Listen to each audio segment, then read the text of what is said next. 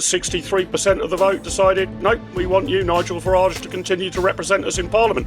I would say case closed. It's certainly not case closed. It's really up to the voters at a general election from across the country, not just in Clacton. People are really motivated to come out and vote against him for whoever the main challenger against him is. Now, well, it's a man with a bin on his head. I really don't think this victim narrative from Reform is helping them very much. It doesn't look like he's enjoying it anymore. Hello and welcome to the Fourcast. I'm Alex Thomson. Well, it seemed a little inevitable, didn't it? Nigel Farage has managed to beat a man with a bin on his head. But despite claiming nearly 2/3 of the vote, it seems that Farage's by-election gamble didn't turn out quite the way he wanted, perhaps. In what was meant to be a chance for the voters to, quote, stick two fingers up to the establishment, the Clacton by-election has turned into something of a farce, so much so that Farage didn't even turn up himself to hear the result. All this comes as his polls ratings are in freefall. His party appears to have lost the initiative to Andy Burnham, and that sticky question of the £5 million donation still won't go away, among other questions. So Farage has won in Clacton and won handsomely, but at what cost, personally, and to his party? Now, we did ask someone from Reform to talk about all this with us today, but nobody from the party was able to appear. So I'm therefore joined by the director of the right-wing pressure group Popular Conservatism, Mark Littlewood, the columnist and former Labour Party advisor Sonia Sodha, as well as the polling expert Luke Tryl. Ladies and gentlemen, welcome to you all this afternoon. Well, Mark, let's go to you first of all. It seems appropriate. You're plainly the nearest thing to reform that we could get under the circumstances. Futile and pointless, or a constructive and rather handsome victory for Mr. Farage? How do you rate it? Well, it's certainly a very handsome victory. I mean, he's secured more votes in this by-election than he did even at the last general election when he first won the seat. So what Nigel Farage can point to, quite unambiguously, irrespective of who ran against him or decided not to, is that the good people of Clacton want me to be their representative in the House of Commons. I don't think anybody can doubt that, however surreal the by-election itself was. But we didn't doubt it, Mark. We knew it. They'd already voted for him. Well, yeah, but it's now been proven. The Farage would argue that certain stories have come to light since the last general election, not least about him accepting a gift of £5 million, not small money, from Christopher Harborne, and to much of the media, to many of the chattering classes, this was an outrage that might disqualify him from sitting as a member of Parliament. So he decided to go back to his own constituents and ask them. Well, he may be forced to by a regulatory committee, but he gave his constituents the option of saying, how concerned are you about this? You decide. And 63% of the vote decided, nope, we want you, Nigel Farage, to continue to represent us in Parliament. I would say case closed. OK, case closed. Sonia, that's a fair point. The boy took it back to the people. That's democracy in action.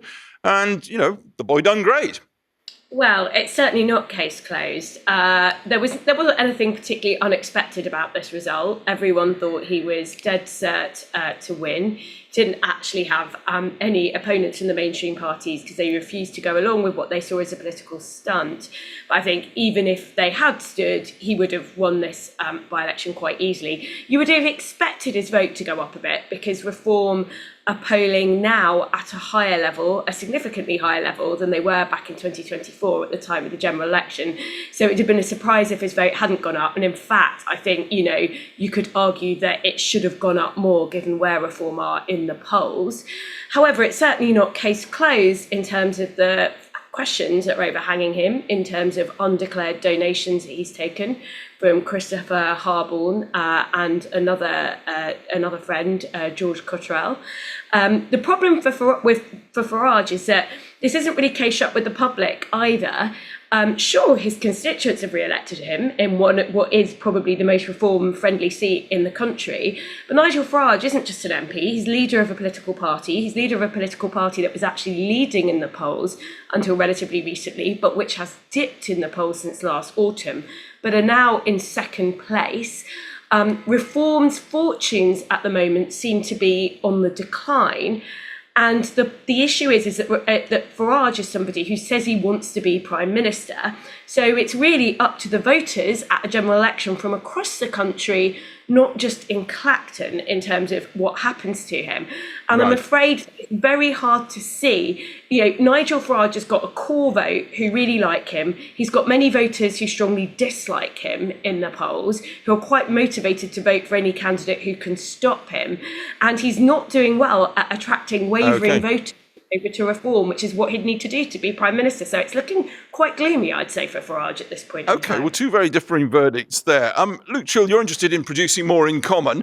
Well, Clacton 1, Clacton 2 we now have, and possibly Clacton 3 doesn't exactly look like the quickest road to do that. But for Nigel Farage, surely nothing less than an overwhelming landslide victory would have made this gamble a victory. And he hasn't got that.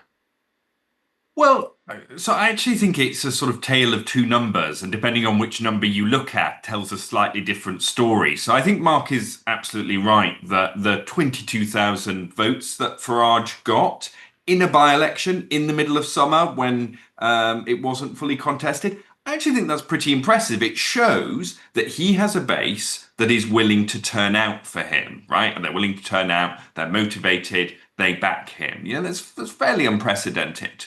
On the other hand, the number that I think was a bit less impressive was the share of the vote that Nigel Farage got. So he got 63%. You may be thinking 63%, that's huge.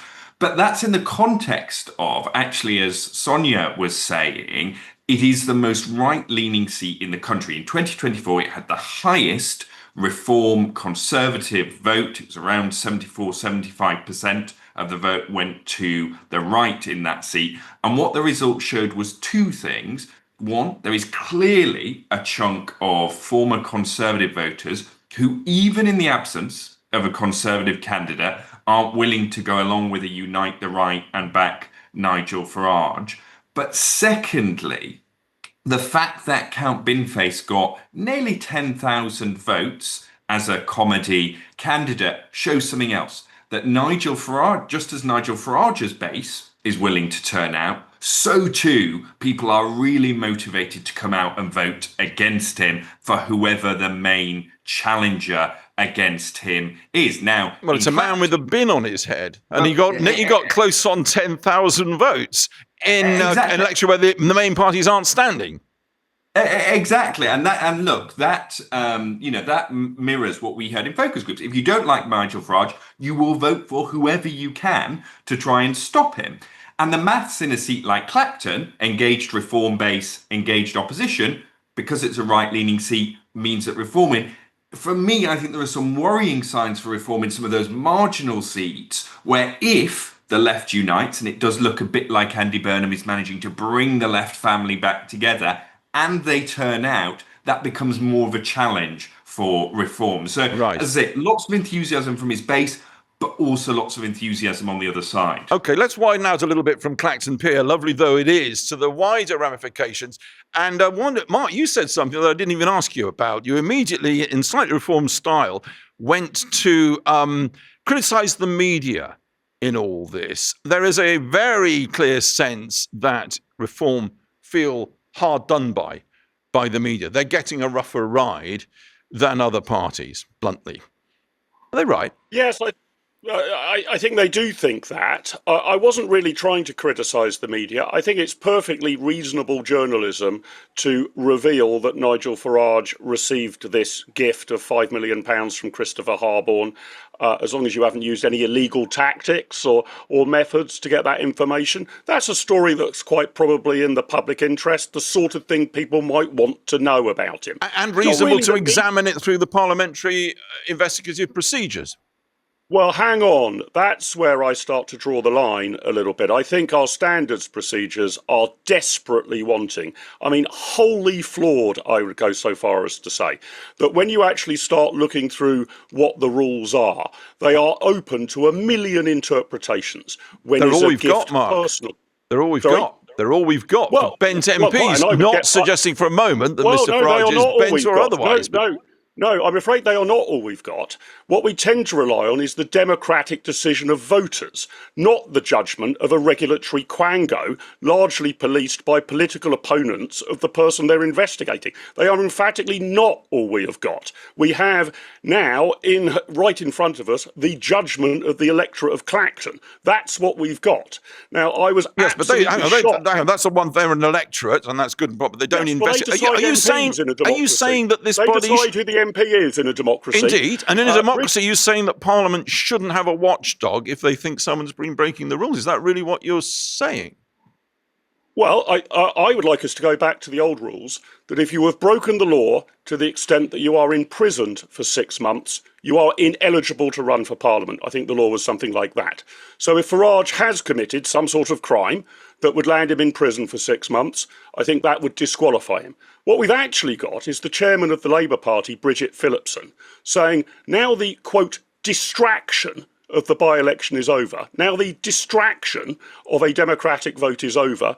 The decision can now be made by the Standards Commission. Right. So who's going to decide here who the MP for Clacton should be? Okay, is it going to be the electorate of Clacton, or is it going to be a 14-person committee populated largely by Nigel Farage's opponents? I think it should be the former. A good number of other people, like Bridget Phillipson, think it should be the latter. Indeed, they do. So, Sonia, what do you think? Where do you stand on this? Kangaroo court, politically loaded? We should go back to other methods of sorting these things out. This is not a fit and proper Star Chamber, if I can put it that way. Well, this is just classic populist rhetoric, isn't it? It's what Reform always like to do. They like to sort of posit things as the establishment versus the British people, ordinary citizens. Actually, I think it's quite interesting that classic populist framing has merged into essentially Reform politicians presenting themselves as victims of the system, victims of the establishment. The Parliamentary Standards Commissioner is independent. They've investigated parties from MPs from all parties for impropriety. It's absolutely right that the system works as it ought. The commissioner themselves can't cause an MP to lose their seat. All that can happen is there may be a recall petition triggered by Farage's own constituents and a second by-election, and then Farage's constituents will get their say. So that is the system. It's not ultimately down to the Parliamentary Standards Commissioner. It's down to the Parliamentary Standards Commissioner to make a recommendation to Parliament based on whether or not the rules have been important, very important rules, I would add, about a suspension from Parliament. But I mean, just to stand back a bit, I have to say, I really don't think this victim narrative from Reform is helping them very much with voters and with the electorate. Sure, he's won in Clacton, as everyone expected. Okay. Farage has got to do something more than win in Clacton if he wants to be Prime Minister. Indeed. He's got to win over voters across the country. And Indeed. I don't think voters like a whingy victim sort of narrative politician. Okay, well, the voters will get their chance to pass their slide rule over that again and again and again, we trust. Well, Luke, I wonder if you can arbitrate on this. Two clear views. They're not going to be reconciled. One says it's a kangaroo court, effectively, is what Mark is saying, I think, and politically biased and unfit for purpose. Sonia saying, no, this is the machinery we've got. It's perfectly independent and it should be said to run its course.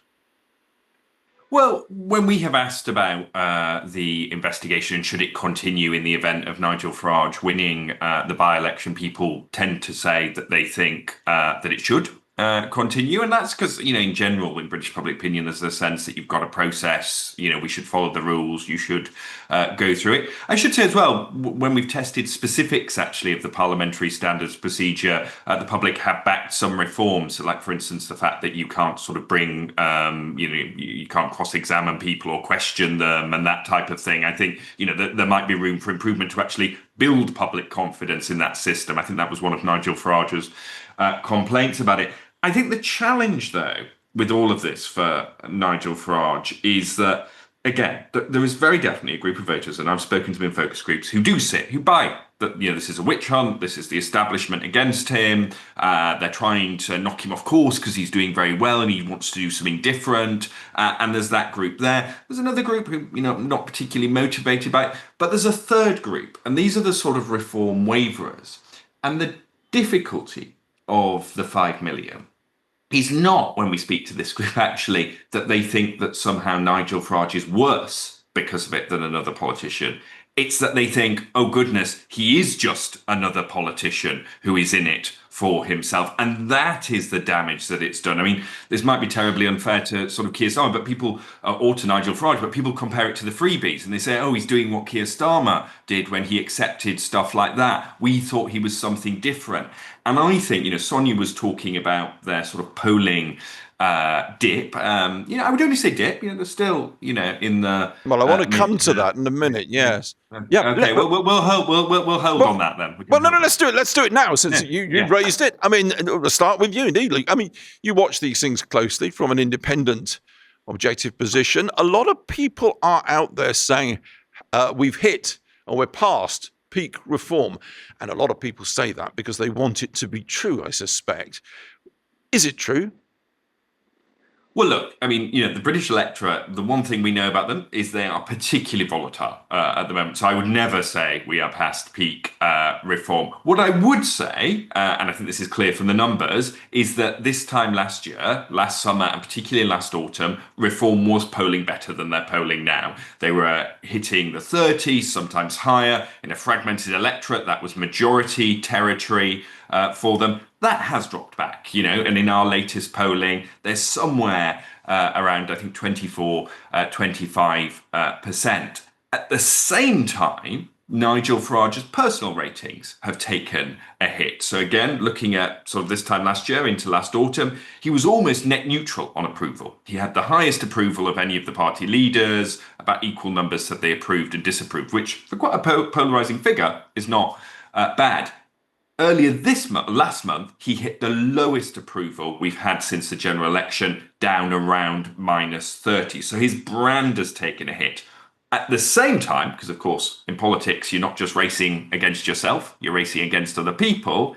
Andy Burnham's election as Labour leader has seen the Labour Party gain a modest bounce in the polls, and they have about a 2-point lead in our polling, right? While at the same time, Kemi Badenoch's personal ratings have improved, and that seems to have at least stabilised the Conservative Party's position, making it harder for Farage, and he does need to do this to squeeze that right block. So a number of different challenges there. Right, very elegant way there, Mark. Luke saying that Nigel Farage really has to pull something out of the hat quite big, and it isn't endless by-elections in Clacton.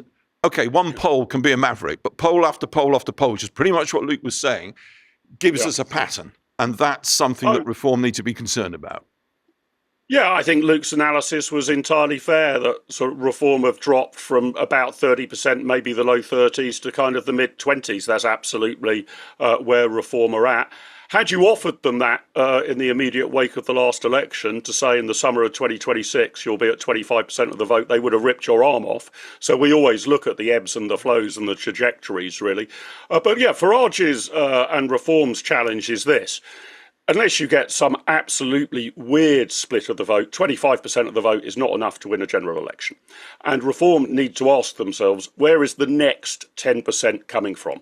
I think Reform now have quite a high floor. That cohort that Luke was talking about of people who are just persuaded by Farage, sick of the present system, there's a good number of these people and they are almost certain to be in the Reform column. But that's not enough to win an election. So the strategy question for Reform is, how do we get from, say, 25% to 35%? Even 35% might not be enough, but that would be a reasonable target. And I'm rather with what Sonia said. Although I have personal sympathy for Nigel Farage, I don't think he should be playing the personal victim narrative. I think he has some legitimate complaints about his daughter's, where his daughter lives being put in the public domain and the way he's been treated. But I don't think the electorate really care about the travails of Nigel Farage as a man. He didn't make all of this about the people versus the establishment. He looked like he was complaining. He needs to take a leaf or two out of Donald Trump's book. He needs to say, they're only coming at me because they want to get to you. So I think he personalised this, and had he made it more about the people versus the establishment, almost that literally being the headline of his leaflets, I think he would have done rather better, and he needs to get back to that narrative to get his poll ratings up. Okay, Sonia, you can clearly relax, put your feet up and take a long weekend, I think, then. As a mood music is that it is, the polls say it's past peak Farage, peak Reform. You've got Burnham up, you've got Farage down. Now to worry about. Oh, I certainly wouldn't say that. I don't think any Labour strategist would agree with that as well. I think the danger for Labour I was stirring a little there. I was stirring a Yeah, little. no, I know. But I was just about to sort of go and say, I think, the danger for Labour is they are clearly experiencing a honeymoon bounce at the moment, which you would expect, really, because Andy Burnham, one of the most popular politicians in the country, the difficult thing will be sustaining that honeymoon bounce beyond, the first sort of 2-3 months.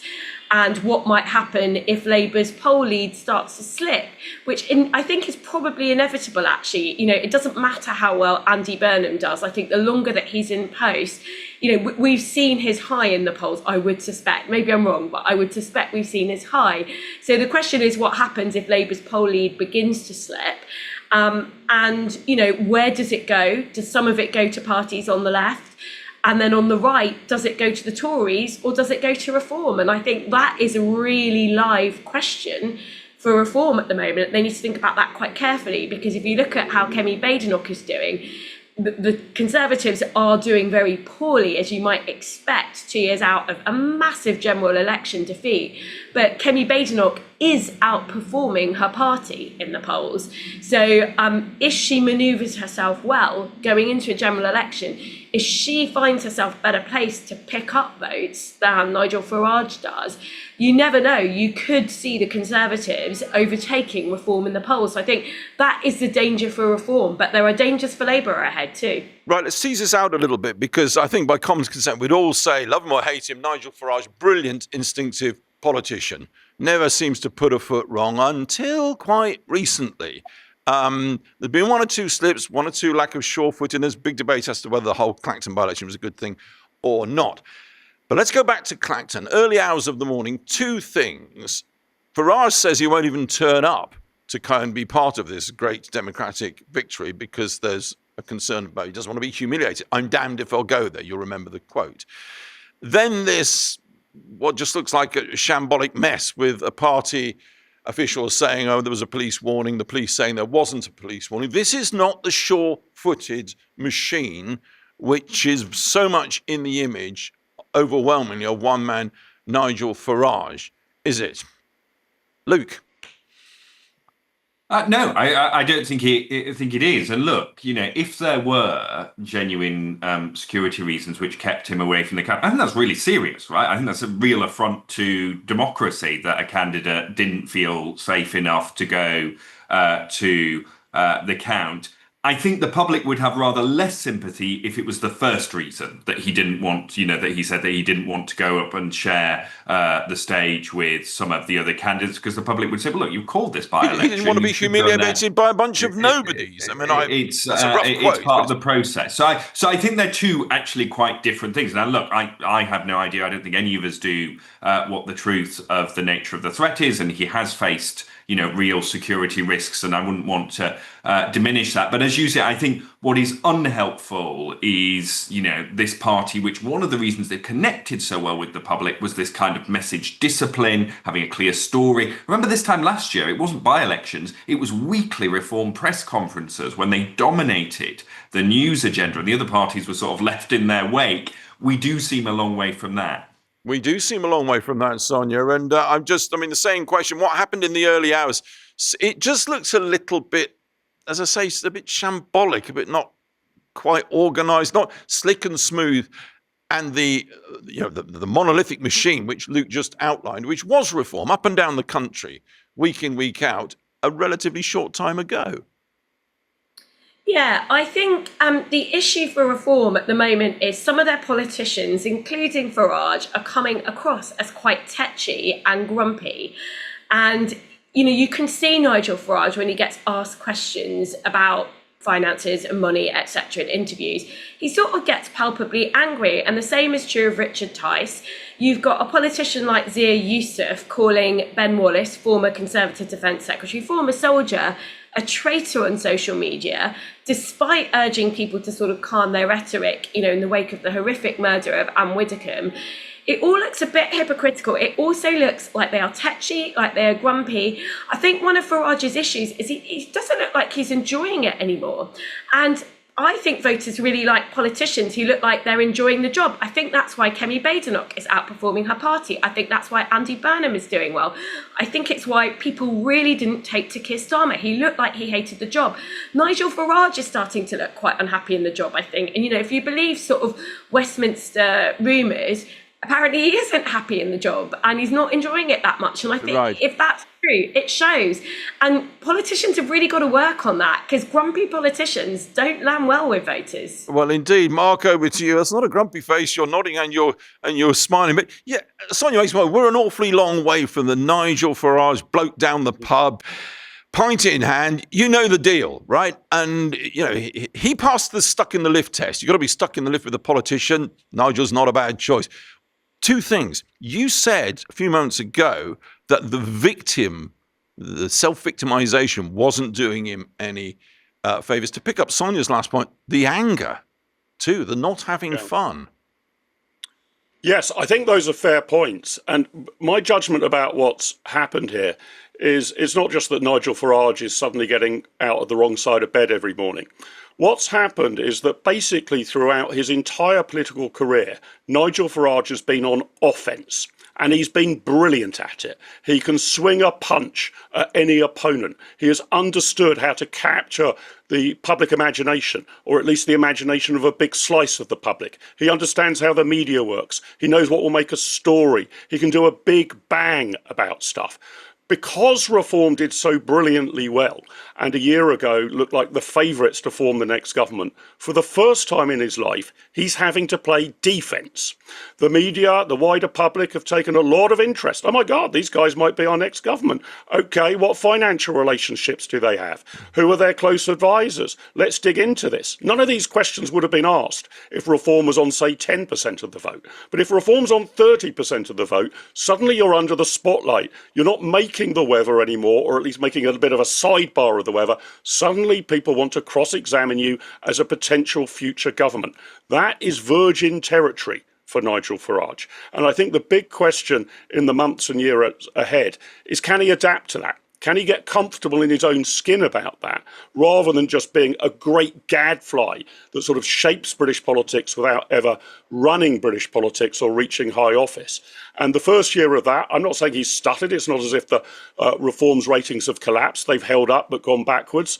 But he needs to find a way, and his colleagues do as well, and the party does, of being about defence, not just being eye-catching and imaginative. If he can pull that off over the next 6 or 12 months, maybe his poll ratings will go up. If he shrinks into his shell, maybe his chances diminish. Right. Thanks very much to all three of you for your time and your expertise. You've all thrown down very different gauntlets to Nigel Farage in person and the party generally. Appreciate your time. Thanks indeed.